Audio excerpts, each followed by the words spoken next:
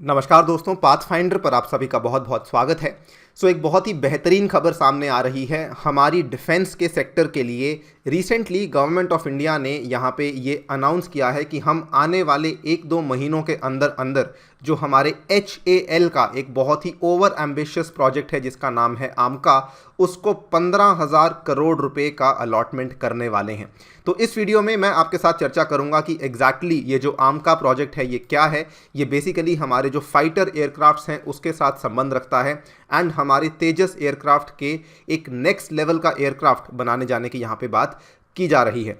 तो इसी चीज़ के बारे में बातचीत करी जाएगी। चलिए स्टार्ट करते हैं। मेरे साथ मेरा नाम है राइट। तो जैसा कि आप जानते हैं, जस्ट पिछले 1-2 महीने की बात है, इनफैक्ट 15 जनवरी के आसपास की बात है, जब जो तेजस एयरक्राफ्ट है वो काफ़ी ज़्यादा सुर्खियों में रहने लगा। Right, because finally government of India ने तेजस एयरक्राफ्ट के लिए एक बहुत ही बड़ा ऑर्डर प्लेस कर दिया था, जिसमें कि 83 तेजस एयरक्राफ्ट्स को ऑर्डर प्लेस किया गया था by the Indian government to HAL। और इनफैक्ट तेजस के लिए और भी काफ़ी अच्छी खबर सामने आई थी, जब कुछ ही दिन के बाद ये चीज़ भी सामने आई कि आगे जाके HAL जो है इन्हीं तेजस एयरक्राफ्ट्स को एक्सपोर्ट भी करने वाला है।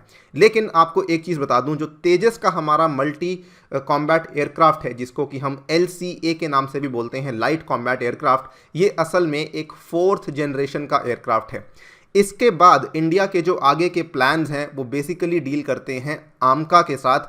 आमका की फुल फॉर्म है advanced medium combat aircraft and this is a 5th generation fighter aircraft, जिसकी न्यूज़ आप यहाँ पे देख सकते हैं। Government to soon give nod for indigenous stealth fighters. और ये वाले जो स्टेल्थ फाइटर्स हैं आप यहाँ पे देख सकते हैं, हिंदुस्तान टाइम्स ये कहता है कि stealth fighter could be put into production in the next 7 to 8 years, कि आगे जाकर हम बहुत ही जल्द इनको प्रोडक्शन में भी डालने वाले हैं। ये वाली न्यूज़ जस्ट अभी अभी सामने आई है, आप देख सकते हैं 17 मार्च, कल ही को ये न्यूज़ अपडेट करवाई गई है।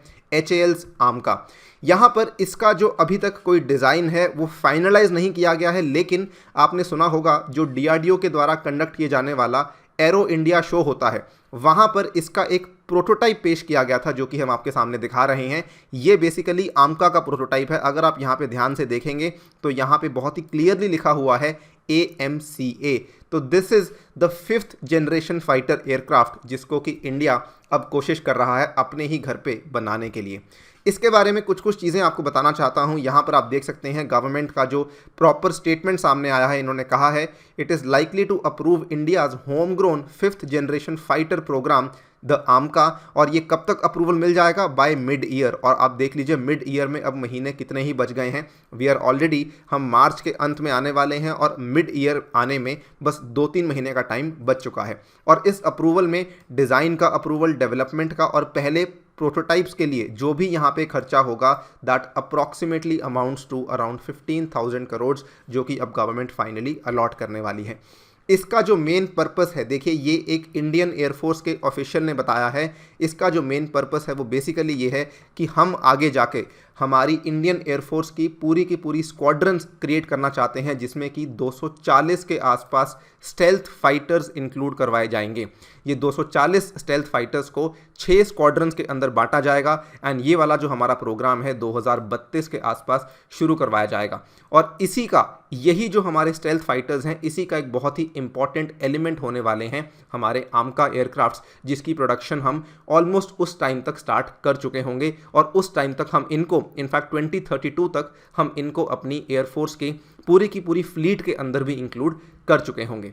अगर आमका की बात करें, अगेन जैसा कि मैंने आपको बताया बहुत सारी डिटेल्स सामने नहीं आई हैं, लेकिन HAL का एक पेपर था जिसमें कि उन्होंने बताया था कि AMCA is going to be a single seat aircraft, twin engine aircraft and stealth and all weather multi role fighter aircraft. ठीक है, तो ये इसकी कुछ खास विशेषताएं हैं कि इसमें सिंगल सीट होगी, 2 इंजन्स होंगे and obviously all weather multi role aircraft तो होगा ही। हमारा तेजस भी after all weather multi role aircraft है, तो आमका तो डेफिनेटली उन चीज़ों के ऊपर और भी इंप्रूवमेंट्स आपके सामने पेश करेगा। लॉन्ग रन में जाते हुए आमका का जो मेन मकसद है वो बेसिकली ये है कि आज की डेट में भारत की जो निर्भरता जो हमारी विदेशी विमानों के ऊपर है वो कम करने की है।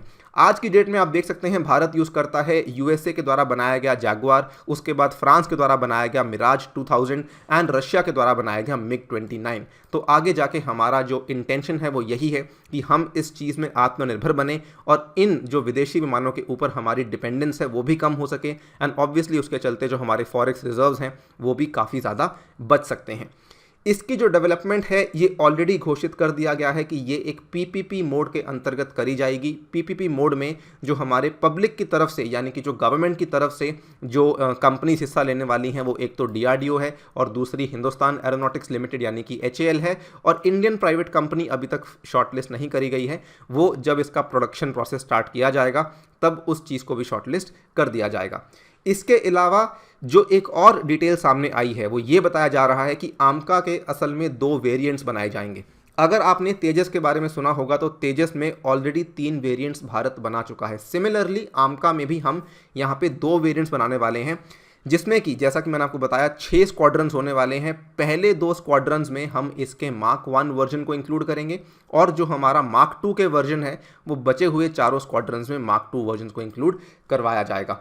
और ऐसा माना जाता है कि जो मार्क 2 का वर्जन है उसमें जो आमका एयरक्राफ्ट्स को इंक्लूड करवाया जाएगा उसमें शायद 6th जनरेशन की टेक्नोलॉजीज भी इंक्लूड करवाई जाएंगी।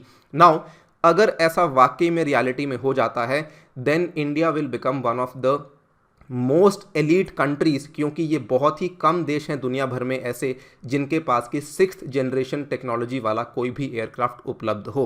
ठीक है, ऑब्वियसली मार्क 1 आमका भी प्रोड्यूस करना अपने आप में बहुत बड़ा चैलेंजिंग टास्क है बिकॉज उसमें 5th जनरेशन टेक्नोलॉजीज़ का इनपुट लिया जाएगा जो कि अगेन अभी चीज़ें फाइनलाइज नहीं हुई हैं। ये सारी की सारी जो चीज़ें हैं ये आगे जाके हमारे फ्यूचर प्लान्स हैं।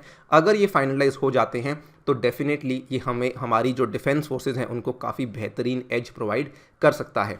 इसमें भी अगर अभी शुरुआती टाइम पे क्या है कि जो मार्क 1 हमारे स्टेल्थ फाइटर्स होने वाले हैं उसमें शुरू के टाइम में हम अमेरिका के जीई इंजन्स का इस्तेमाल करेंगे और आगे जाकर हम जो हमारे मार्क 2 वर्जन है उसमें हमारी कोशिश ये रहेगी कि हम अपने घर पे ही बनाए हुए इंजन्स के थ्रू उन पर्टिकुलर एयरक्राफ्ट्स को पावर करें।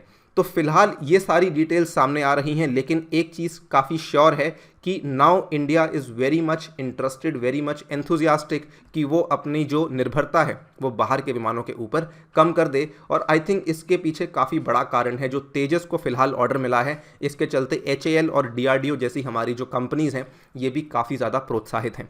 सो यही उम्मीद करते हैं कि जल्द से जल्द इसके जो प्रोडक्शन प्रोसेस को हम स्टार्ट कर दें। इसी के साथ वीडियो को यहाँ पे करता हूँ समाप्त, लेकिन जाते जाते आपको बताना चाहूँगा अनअकैडमी आप सभी के लिए लेकर आया है कॉम्बैट का इनिशिएटिव, जिसमें हिस्सा लेना आपको बिल्कुल भी नहीं भूलना है। आने वाले रविवार के दिन 21 मार्च को सुबह 11 बजे आपको इस कॉम्बैट में हिस्सा लेना है और हिस्सा लेने के लिए आपको एक अनलॉक कोड इस्तेमाल करना होगा जो कि है ANIUPSC। जो सीरियस एस्पिरेंट्स हैं वो डेफिनेटली इसमें हिस्सा लें, स्पेशली यदि आप 2021 के प्रीलिम्स में अपीयर कर रहे हैं तो इसको अटेम्प्ट करना बिल्कुल भी ना भूलें।